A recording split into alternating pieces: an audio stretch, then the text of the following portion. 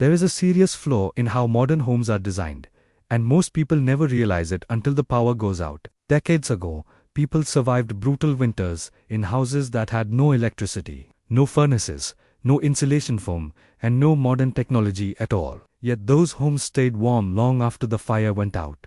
Today, our advanced houses collapse into freezing boxes within hours of a blackout. That contradiction should bother you. In the mid-1980s, researchers examined a traditional Icelandic turf home during peak winter. Outside temperatures were close to -40 degrees. Inside the house, the temperature stayed near 60 degrees Fahrenheit. There was no central heating system. No electricity, just thick earth walls, and a small fire burned briefly each day. Even more shocking, after the fire stopped, the home stayed warm for days. Entire families lived this way for generations. Now compare that to a modern house. When a winter storm knocks out power today, indoor temperatures in most new homes drop below freezing in less than 6 hours. Pipes burst, walls sweat, families pile under blankets. By morning, the house is unsafe to live in. So what changed? How did buildings made from soil and grass outperform homes filled with fiberglass, vapor barriers, and energy-efficient windows? Before we go further, think about this for a moment. Have you ever lost power during winter? How fast did your home cool down? Minutes? Hours? Could you see your breath by nightfall? Because what you're about to learn completely flips modern building logic on its head. A controlled experiment that shocked engineers in the early 2000s. Researchers at the University of Iceland recreated an experiment. They built two small structures side by side. One was a reconstructed turf house, built using traditional methods. Walls made from stacked earth blocks over 3 feet thick. Tiny windows, no modern insulation, no vapor barriers. The other was a modern building, constructed to current code. High R-value insulation, plastic vapor control layers, energy-efficient windows. Both buildings were heated to the same temperature. Then the heat was shut off completely. The modern structure cooled rapidly. Within hours, it crossed into freezing territory. The turf house barely changed. After 2 days without heat, it was still comfortably warm. After 4 days, it remained above freezing. The primitive building stayed livable. The modern one became dangerous. Why modern insulation fails? Without power, most engineers focus on one number, R value. Higher R value means better insulation, or so we're told. But R value only measures how fast heat moves, not how much heat a structure can hold. That missing factor is thermal mass. Turf walls weigh tens of pounds per square foot. That mass absorbs heat and stores it. When a fire burns inside a turf house, the walls don't just block cold, they soak up warmth like a battery. Once charged, they slowly release heat back into the space for days. Modern walls are hollow and lightweight. Drywall, insulation, plastic, siding, they weigh almost nothing. There's no storage, just delay. Once the heat source stops, warmth escapes and nothing replaces it. That's why modern homes feel cold almost immediately during outages. The roof was a heat battery, though the walls weren't the only secret. Traditional turf homes had living roofs, thick layers of soil and grass laid over wood and bark. These roofs weighed dozens of pounds per square foot and absorbed rising heat. Instead of heat escaping upward like it does in modern homes, it was captured overhead and slowly radiated back down. In summer, those same roofs blocked heat from entering. In winter, they held warmth in like a thermal blanket. Modern roofs are thin, leaky, and lightweight. Even with attic insulation, there's almost no heat storage above your head. Windows. The silent heat killers. Modern homes are filled with glass. Large windows, sliding doors, walls of transparency. They look beautiful, and they leak heat non-stop. Even high-quality windows lose heat far faster than insulated walls. When you add up all the glass in a modern house, windows become one of the biggest sources of heat loss. Traditional turf homes avoided this mistake. Windows were tiny, deeply recessed, and easy to cover at night. Builders knew that every opening weakened the thermal envelope. Light mattered less than survival. Airtight, without plastic. Modern construction tries to control air with membranes, tapes, and sealants. But these systems fail constantly. Every outlet, wire, pipe, and joint becomes a leak. Turf homes achieved airtightness through mass and simplicity. Few penetrations, dense materials. Walls pressed together by the weight of the roof. Over time, the structure sealed itself tighter. Modern testing has shown that some historic turf buildings outperform today's most demanding energy standards. Moisture that works with the building. Modern walls trap moisture when things go wrong. Once water gets in, it has nowhere to go. Mold and rot follow. Earth walls behave differently. They absorb moisture when humidity is high and release it when conditions dry. This naturally regulates indoor humidity without machines. The building breathes instead of fighting physics. Radiant heat versus blown air. Modern heating warms air. Traditional heating warmed surfaces. Stone hearths and thick walls radiated warmth directly to people and objects. Comfort didn't depend on hot air blasting constantly.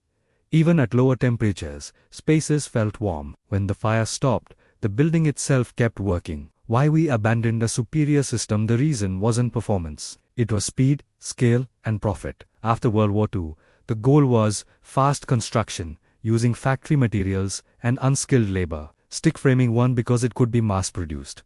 Turf building couldn't. Cheap energy made inefficiency invisible. Big windows sold houses. Dependence on constant power became normal. Homes stopped being shelters and became machines that only function when plugged in. Using these lessons today, you don't need to rebuild with turf to apply these ideas. Add thermal mass. Reduce unnecessary glass. Seal major air leaks, not cosmetic ones. Use radiant heating where possible. Plan for heat retention, not just insulation. The physics hasn't changed, only our priorities have. If this made you question how modern homes are built, subscribe. We're uncovering the forgotten knowledge that kept people alive long before the grid existed. This wasn't magic. It was intelligent design grounded in physics, and it still works. Ever wondered why a modern home can turn into an ice box just hours after a power outage, while ancient Scandinavian peat houses stayed cozy at -40 degrees for days without any electricity? The answer is a forgotten secret of building science, and it flips everything we think we know about insulation on its head. When the power goes out in winter, our modern, well-insulated houses get cold fast. But traditional Icelandic turf houses or peat houses could keep their inhabitants warm for days, sometimes even weeks, with just a small, intermittent fire. How? It wasn't magic, it was physics. Specifically, it was the power of thermal mass. You see, modern construction is obsessed with one thing: R value. That's the measure of a material's resistance to heat flow. We stuff our walls with fiberglass and foam, thinking a high R value is the key to a warm home. And it is, as long as the heat is constantly running. But R value only tells half the story. It measures how well a wall stops heat from moving through it right now. It completely ignores how much heat the wall can store. And that's the game changer. Ancient builders didn't think in terms of R value. They thought in terms of thermal mass. Think of thermal mass as a heat battery. Heavy, dense materials like stone, earth, and peat can absorb and store a massive amount of heat energy. Modern lightweight materials like drywall and fiberglass have almost zero thermal mass. They're like a battery that can't hold a charge. Let's look at those peat walls. They were incredibly thick, sometimes up to 6 feet, and made of tightly stacked blocks of peat turf. A single square foot of this wall could weigh over 60 pounds. Once you warmed up this massive wall with a fire, it soaked up that heat like a sponge, and then, 4 days after the fire went out, the wall would slowly radiate that stored warmth back into the house, keeping the indoor temperature stable and comfortable. The same principle applied to the roof. They weren't just covered in shingles. They had living sod roofs, often 2 layers of peat turf, with soil and grass growing on top. This created a heavy, insulated blanket over the entire structure. As warm air rose inside the house, its heat was absorbed by the massive roof instead of escaping. The roof then radiated that heat back down, creating a continuous, gentle cycle of warmth. These living roofs also settled over time, sealing any gaps and creating an incredibly airtight seal that adapted with the building. Compare that to a modern home. The walls are hollow cavities filled with fluffy insulation, and the roof is a lightweight structure designed to keep rain out, not hold heat in. The moment your furnace shuts off, the heat source is gone, and because the walls and roof have no stored heat, the temperature plummets. We've built houses that have no heat reserve whatsoever. They are entirely dependent on a constant supply of energy. Another key difference: windows. Look at pictures of old turf houses. The windows are tiny, sometimes just small slits. This wasn't because they couldn't make bigger glass. It was a deliberate survival strategy. They knew that windows were the biggest source of heat loss. Today, we love huge, floor-to-ceiling windows for the natural light and views. But even the best triple-pane gas-filled windows are thermal holes. A modern home can lose up to 35% of its heat right through its windows. Ancient builders prioritized survival over aesthetics. And what about airtightness? We have special tapes, membranes, and blower door tests to make our modern homes airtight. Yet, some of these ancient turf houses, when tested, were found to be more airtight than modern passive houses. How? Simplicity, with very few openings and massive, seamless walls and roofs that naturally sealed themselves. There were simply fewer places for air to leak. Then there's the issue of moisture. Modern homes are sealed so tight with plastic vapor barriers that they can't breathe. When the power goes out and the ventilation fans stop, moisture from cooking and breathing gets trapped in the walls, leading to mold and rot. Peat, on the other hand, is a breathable material. It naturally absorbed excess moisture from the air and released it when the air became dry, passively regulating humidity without any mechanical systems. The walls stayed dry and free of mold. The way they heated these spaces was also fundamentally different.